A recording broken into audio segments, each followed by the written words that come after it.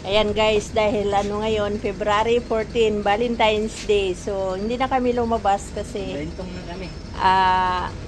madami kasing tao eh. Kaya, ang ginawa ko, order na lang ng cake sa Red Ribbon. Tapos, nagluto ako ng kunting pansit. Tapos, may hotdog. Tapos, puto.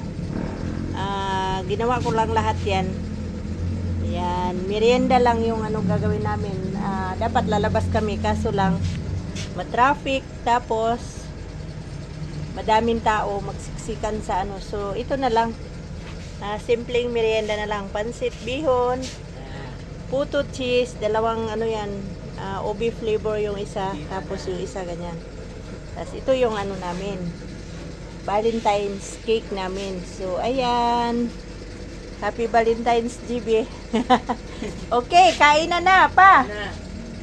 It's time to eat. Ayan. Dito lang kami sa harap ng tindahan. 5:20 ng hapon. Yan si GB. Kami lang. Tas yung borders namin,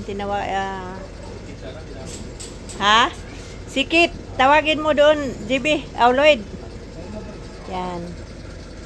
Kasi may puto pa doon na dalawa.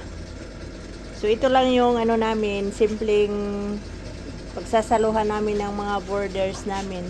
Saka kung sino yung dadaan na kakilala, kakain. So, ayan na. Pa, Happy Valentine's Day. Okay.